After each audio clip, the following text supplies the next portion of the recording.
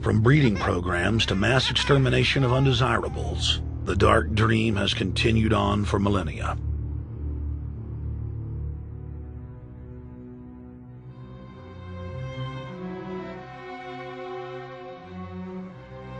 The scientific rationale for tyranny has always been attractive to elites because it creates a convenient excuse for treating their fellow man as lower than animals.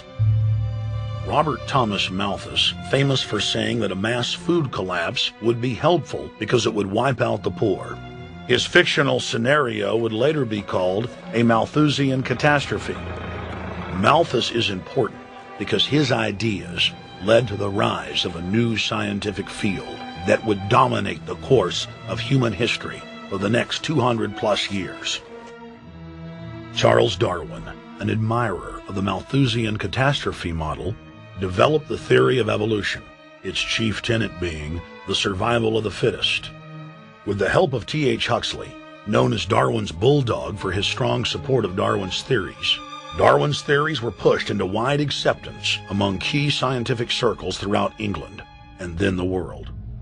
Darwin's cousin, Francis Galton, credited as the father of eugenics, saw an opportunity to advance mankind by taking the reins of Darwin's evolution theory and applied social principles to develop social Darwinism. The families Darwin, Galton, Huxley, and Wedgwood were so obsessed with their new social design theory that they pledged their families would only breed with each other. They falsely predicted that within only a few generations, they would produce supermen. The emerging pseudoscience was only codifying the practice of inbreeding, already popular within elites for millennia. The Four Families experiment was a disaster. Within only 2 generations of inbreeding, close to 90% of their offspring either died at birth or were seriously mentally or physically handicapped. The moneyed class of the planet, and particularly the royal families of the world, who were already obsessed with breeding and filled with a predatory disdain for the underclass, seized on the new science and began aggressively enforcing its aims worldwide.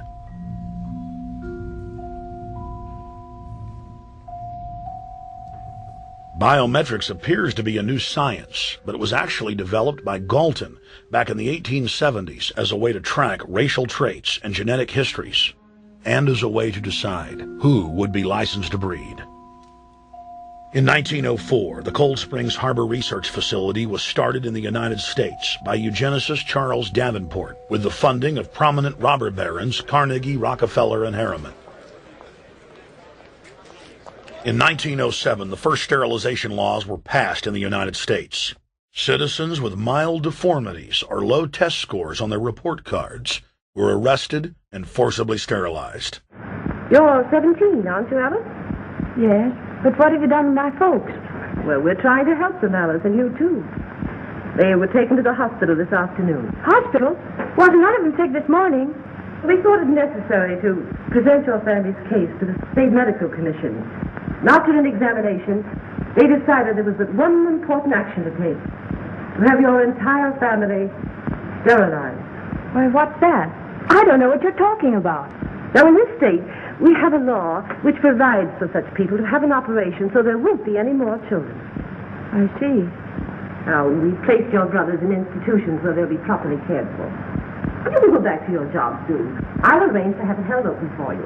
But I'm keeping my job. I'm not going anywhere. Now, you're going to the hospital too, Alice. And you mean they're going to stop me from having children ever? Exactly. I'm all right, I tell you. I won't go to any hospital. We don't want any trouble with you, young woman. If you refuse to go, the officer here will take you by force. In 1910, the U.S. Eugenics Record Office was set up. By then, the British had created the first network of social workers, expressly to serve as spies and enforcers of the eugenics race cult that was rapidly taking control of Western society. The social workers would decide who would have their children taken away, who would be sterilized, and in some cases, who would be quietly murdered.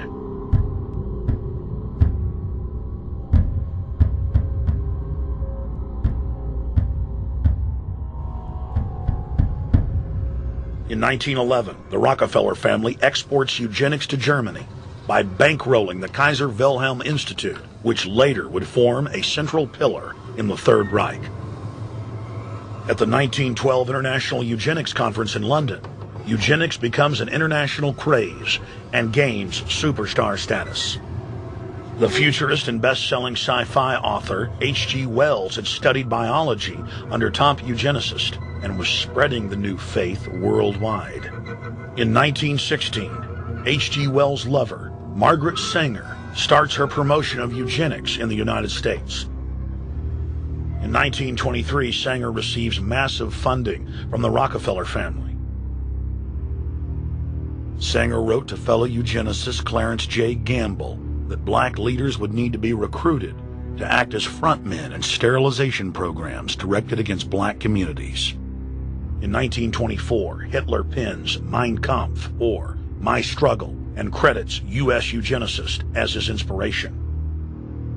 Hitler even wrote a fan letter to American eugenicist and conservationist Madison Grant, calling his race-based book, The Passing of the Great Race, his Bible.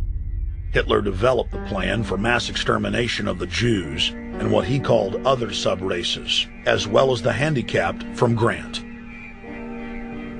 By 1927, eugenics hit the mainstream. The so-called science was aggressively pushed through contests at schools, churches, and at state fairs. Churches competed in contests with big cash prizes to see who could best implement eugenics into their sermons. Major denominations then tell Americans that Jesus is for eugenics. That same year in the United States, more than 25 states passed forced sterilization laws, and the Supreme Court ruled in favor of brutal sterilization policies. When Hitler came to power in 1933, one of his first acts was to pass national eugenics laws, modeled after laws in the United States.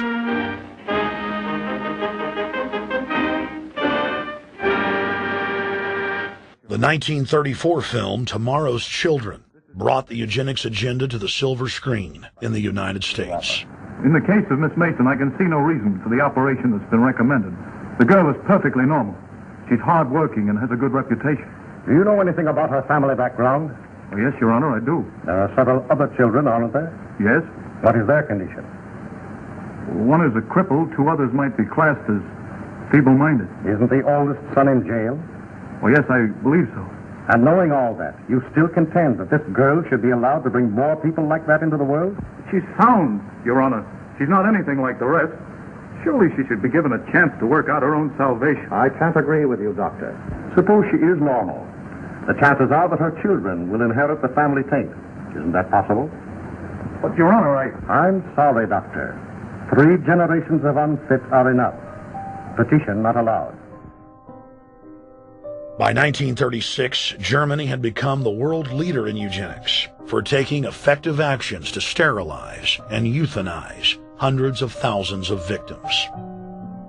The big 3 of American eugenics, Davenport, Laughlin, and Goethe, were dispatched by the Rockefellers to Germany, where they advised the Nazis on the fine-tuning of their extermination system. With the strong support of the U.S. and England, Germany had gone over the edge, and tens of millions would pay with their lives. At the end of the war, the Allies protected from prosecution the very Nazi scientist that had tortured thousands of people to death. The Nazi brand of eugenics had embarrassed the elites, but they had no intention of stopping their plans. The Allies literally fought with each other over who would get top Nazi eugenicist. It didn't matter if the SS doctors had tortured tens of thousands to death. They were free to go. The Angel of Death, Joseph Mengele, and his boss, Ottmar von Verscher, were not prosecuted, and von Verscher even continued his work in Germany after the war. Eugenicists were angry that their great work had been exposed. They then scrambled to camouflage their agenda. Eugenics Quarterly became Social Biology,